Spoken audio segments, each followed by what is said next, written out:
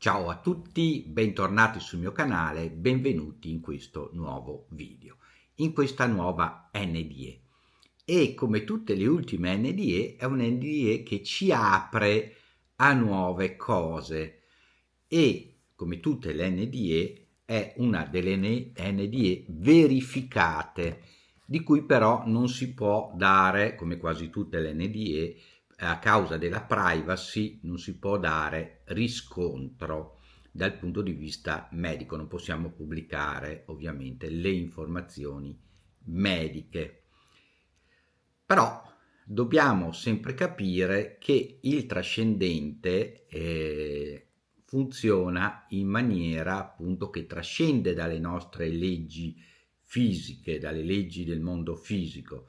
Quindi questo deve essere un dato per assodato, altrimenti ovviamente ci sarà sempre chi dubita fino a che la scienza non avrà abbastanza tecnologia per poter provare e riprovare queste cose. Però vedremo già che ci sono delle prove empiriche e quindi chi ha questa NDE di solito ha una fuoriuscita del corpo, quindi ha quella che tecnicamente viene chiamata un OBE, cioè Out of Body Experience, e quindi attraverso questa esperienza vede delle cose che non avrebbe potuto vedere dalla sua posizione di cadavere, per capirsi. E quindi questo è già di per sé una prova. Comunque, partiamo con l'NDE di oggi che è di Fabrizio Percamo.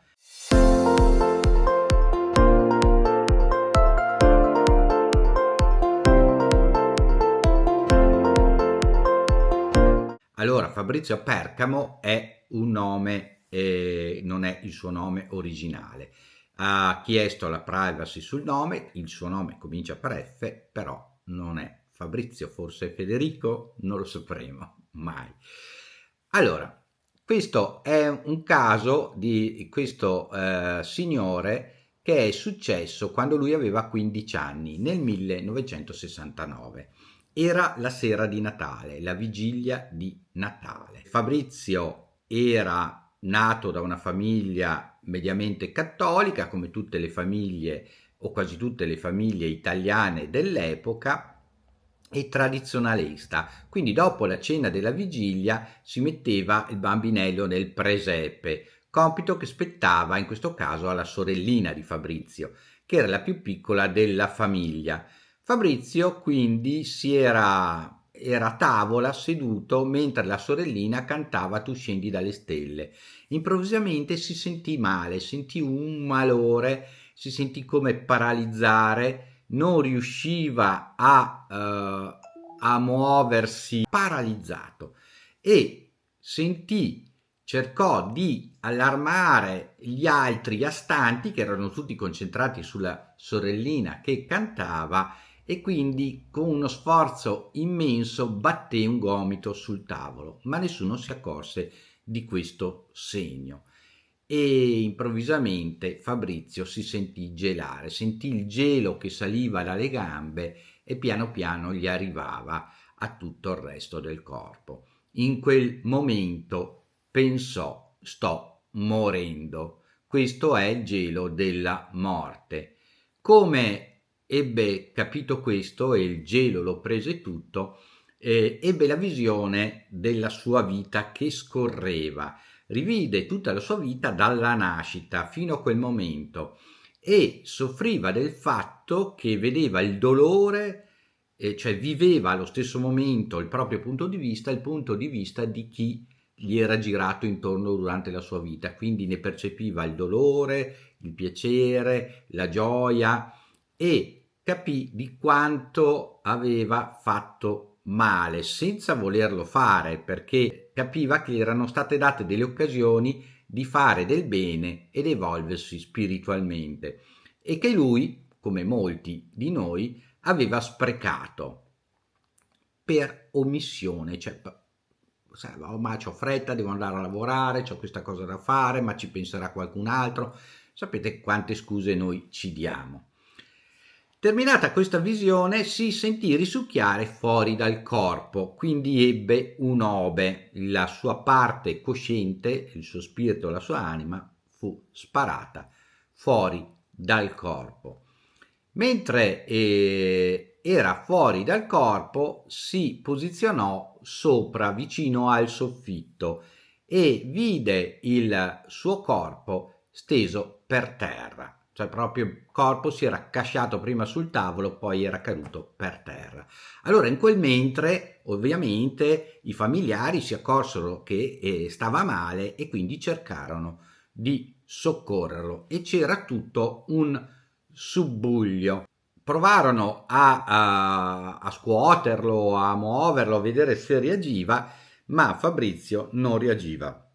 Quindi lo presero e lo portarono sul letto di camera sua e chiamarono il medico di famiglia, il quale però gli rispose che era Natale e che lui non ci aveva tempo di arrivare lì perché era una festa di Natale, però gli diede delle indicazioni telefoniche di controllare il respiro con uno specchio davanti alla bocca, di vedere il riflesso pupillare e quindi di fare queste prove.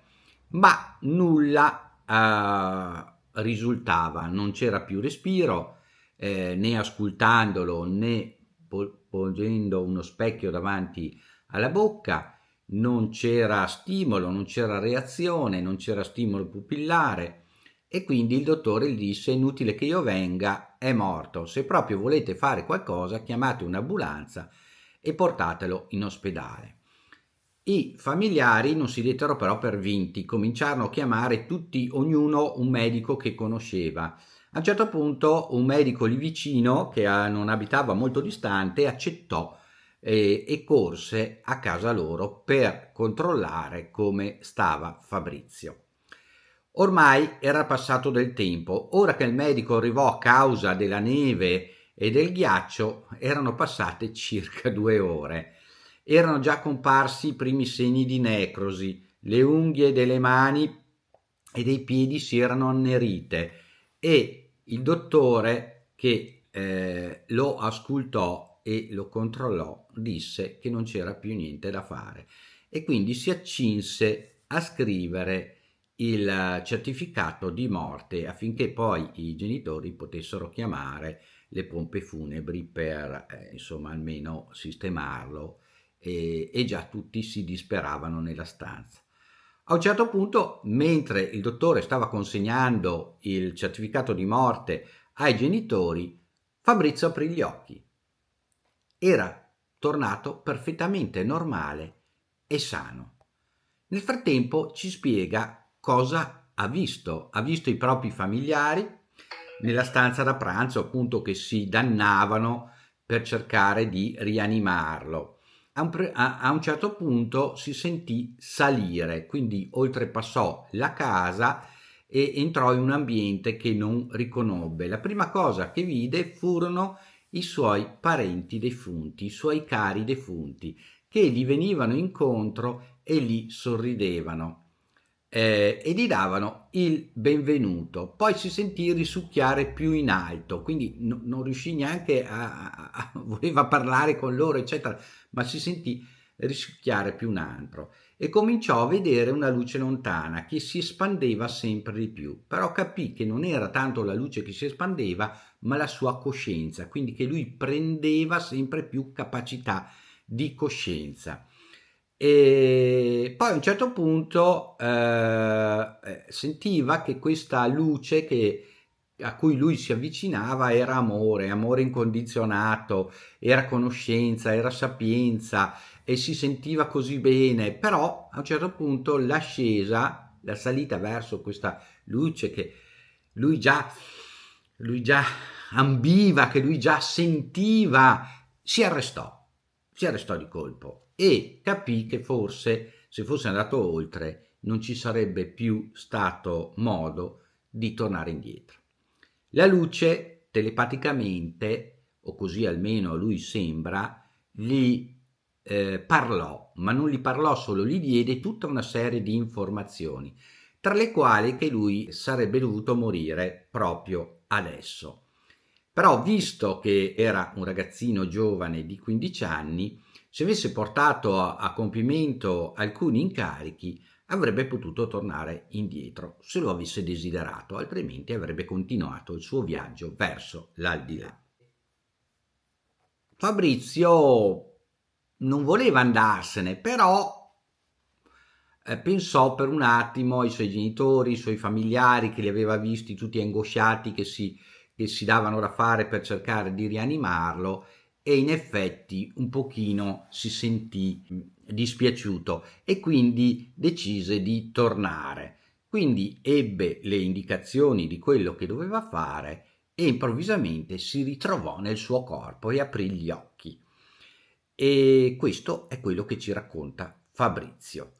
Certo, si può dire, se fossero passate 2 ore non avrebbe potuto più riprendersi, visto il danno cerebrale, però vi ricordo che abbiamo casi di NDE con molto più tempo con certificato di morte, e quindi con morti temporanee con molte più ore, addirittura abbiamo qualcuno di giorni.